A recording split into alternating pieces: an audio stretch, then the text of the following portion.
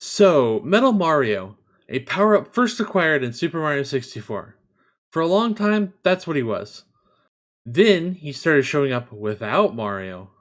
First, in Super Smash Bros. 64, as the penultimate boss, regardless of who you're playing as. Even as Mario, you're fighting Metal Mario. Mario versus Metal Mario!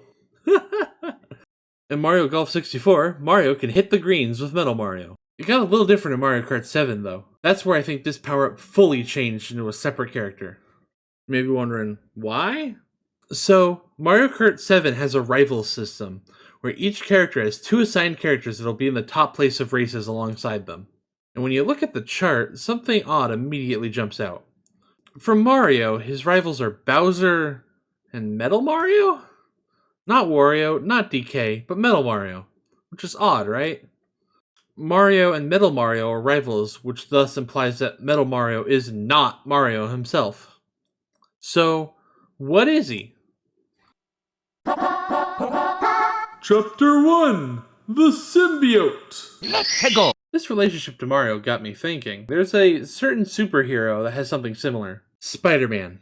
And the alien symbiote who uses him as a host for a bit, Venom. He starts as a villain, but then becomes more of an anti-hero. Venom also augmented Spider-Man's abilities, making him more powerful. This makes me wonder, could the Metal and Metal Mario actually be some sort of alien symbiote in a way? Then it's a matter of, is this alien symbiote here for peace? Or for power? And is it alone? I think if it's not alone, this would also explain Pink Gold Peach. She's not some roster filler, but potentially an additional member of the Metal Alien Army, able to impersonate the most powerful person in the Mushroom Kingdom.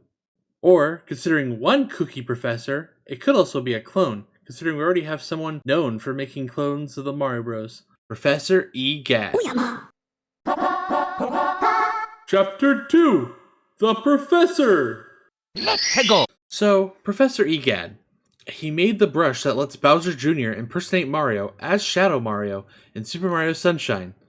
He made a clone of Luigi, Gooigi, in Luigi's Mansion 3, and also the much lesser known robot clone, Robo Mario, as seen in the Mario Kart arcade GPs. So he's able to work with metal and odd substances like magical paint and goo, so believing that this dastardly professor is the creator of Metal Mario isn't that hard to believe. Additionally, Metal Mario came from the Metal Cavern in Hazy Maze Cave, which you enter by jumping into a magical puddle of goo? Twice? That has EGAD written all over it. Potentially, EGAD could have also helped Bowser in making the magic paintings for Mario 64. Or actually... Chapter 3, The King! Let's go! We also shouldn't forget that Bowser is a great magician on his own, though that has been less of a focus over time. In the Super Mario Bros. Instruction booklet, he's described as a wizard that transformed all the toads into brick blocks using black magic. As an aside, this manual is really confusing, re Mario killing the toads in blocks. It says, the only one who can undo the magic spell on the mushroom people and return them to the normal selves is Peach. But it also says, if you come across toads who have been turned into bricks or made invisible, they reward you by giving you a power boost. This seems to imply that only the question mark blocks are safe after doing that, but the brick blocks themselves are unclear.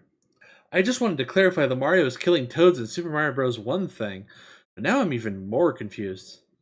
Anyways, Bowser has also shown the ability to become metal at will in the end of the Bowserland board in Mario Party 2. He's also seen using the Power Stars to do all sorts of crazy things.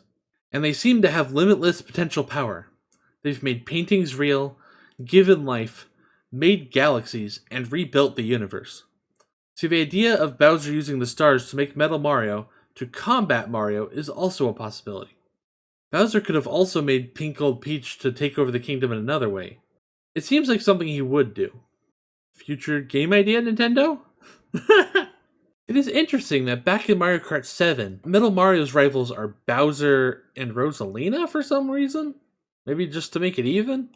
So maybe Metal Mario still had some of Mario's sense of justice and rebelled from the King Koopa, which is why he's only more of a casual rival in the more relaxing sports games. Metal Mario's trying to prove he's just as good as the original. You know, I've always appreciated Metal Mario, and I think this theory adds depth to him and to Pink Gold Peach. That makes them less of a spot filler in the Mario Kart roster. The symbiote one was my initial theory, and everything expanded out from there. But that's just a theory, and I will have plenty more going forward to take up the Matt Pat mantle. Like, subscribe, and remember to have a wonderful day. Yeah! Here's some post-video updates. I know this one was a long wait. I was going to do an update video about it, but TLDR, my first video with the Genshin theory was giving me a mental block. I started falling out of super caring about Genshin, and the 4.3 update story screwed it all up anyways. So that one's probably dead for now. In any case, I'm intending to have at least one video a month this year, potentially more. I hope you enjoy all the fun ideas I'm cooking up, because there's going to be plenty more. Yeah!